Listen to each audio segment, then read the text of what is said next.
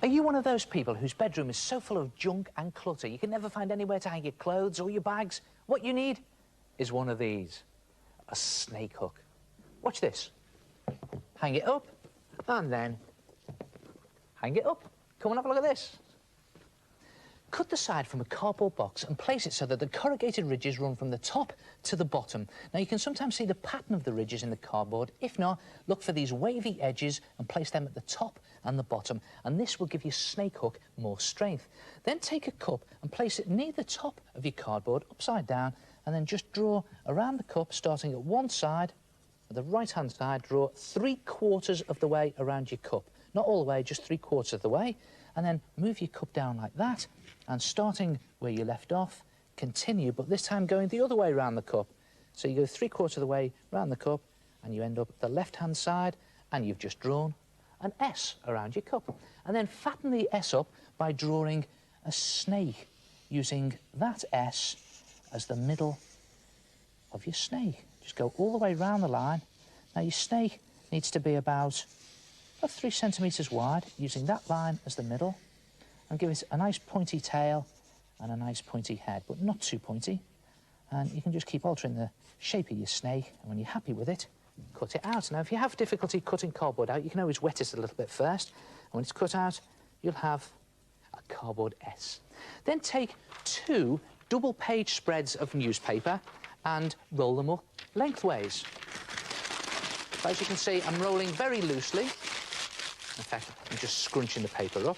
And then twist one of the ends like that, fold it under to create a point, and then place that point on one end of your cardboard S, and then just tape it into position like this. There it goes, tape on the top, there like that. And then it's just a case of tucking and scrunching the paper to the shape of the cardboard, and as you go, just tape it. It's good fun to do this. A bit difficult sometimes because your sellotape does tend to flap all over the place, so you have to just be really careful with it and just keep going around the snake with your cardboard S and taping your paper to it as you go. And you don't have to be too neat at this stage. And at the end, if you've got any newspaper left over, just simply snip it off and tape it down. Then do this with your other piece of newspaper. Again, you have to roll it up and crunch it up and then scrunch it to your cardboard S on the other side. And when you've finished, you'll have a nice, fat paper cardboard S. Look at that, done on both sides. And then for your snake's eyes, just roll up some small balls of newspaper and tape them to the top. One there and one there, like that. And then to strengthen your snake hook, you have to cover it in kitchen roll. Now, I've just torn some strips of kitchen roll like this. The reason I'm using kitchen roll is to give it strength, and the secret to a good snake hook is strength. Take these strips, just thin strips, and start to wrap them around your snake, a bit like a bandage, actually. Just wrapping it around as you go. And then mix some PVA glue with water, 2 parts glue, 1 part water, and just glue down your kitchen roll. And the idea is to cover the whole of your snake in this kitchen roll bandage, if you like, even your snake's eyes. And as I say, the key to a good snake hook is strength. So go over it in 3 layers of kitchen roll and PVA glue. And when you've finished, leave it to dry overnight, and you'll have something that looks like that. Look at that, 3 layers of kitchen roll and PVA glue, and it's gone rock solid. And now it's ready to paint. But first, I'm just going to draw in a couple of snaky details.